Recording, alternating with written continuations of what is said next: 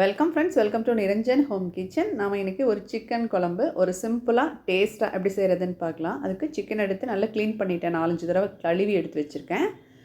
இந்த குழம்புக்கு தேவையான சின்ன வெங்காயம், பூண்டு, இஞ்சி எல்லாம் உரித்து எடுத்து வச்சுருக்கேன்.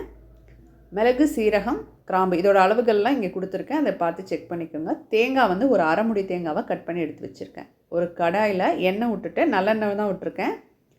இந்த வெங்காயம், பூண்டு, இஞ்சியை வதக்கிக்கலாம். அது கூட மிளகு, சீரகம், கிராம்பு இதையும் போட்டு வதக்கிக்கோங்க. ஓரளவு கலர் மாறி இருக்குது. இந்த டைமில் அடுப்பை ஆஃப் பண்ணிவிட்டு 4-5 முந்திரி பருப்பு, இந்த அரைமுடி தேங்காயை போட்டு இந்த சூட்லேயே நல்லா கிளறி விட்ருங்க. கிளறி விட்டுட்டு ஆஃப் பண்ணிவிட்டு ஆற வச்சுட்டு கொஞ்சமாக தண்ணி சேர்த்து ஒரு நைஸ் பேஸ்ட்டாக அரைச்சிக்கலாம். அதுக்குள்ளே இந்த குழம்பு வந்து குக்கரில் செய்ய போகிறோம். அதனால் குக்கரில் அடுப்பை ஹை ஃப்ளேமில் வச்சு சிக்கனை ஃபஸ்ட்டு வதக்கி விட்டுட்டு கொஞ்சம் மஞ்சத்தூள் போட்டு நல்லா வதக்கி விட்டுக்கோங்க. தண்ணியெல்லாம் பிரிஞ்சதுக்கப்புறமா தனி மிளகாய் தூள் சேர்த்துருக்கேன். அது ஒரு 2 டீஸ்பூன் அளவுக்கு சேர்த்துருக்கேன். வீட்டில் அரைச்ச மல்லித்தூள் இது ஒரு 2 டீஸ்பூன் அளவுக்கு சேர்த்துருக்கேன். 2 கலந்து விட்டுட்டு உப்பு சேர்த்துக்கலாம். தேவையான அளவுக்கு உப்பு சேர்த்துக்கோங்க.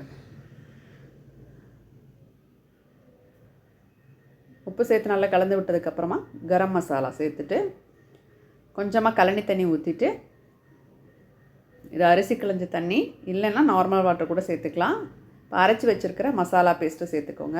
நம்ம குழம்புக்கு எவ்வளோ தண்ணி தேவையோ, நான் இப்போ 1 கப் அளவுக்கு மசாலா சேர்த்துருக்கேன், அதே கப் அளவுக்கு தண்ணி சேர்த்துருக்கேன். தண்ணி ஊற்றிட்டு நல்லா கலந்து விட்டுக்கோங்க.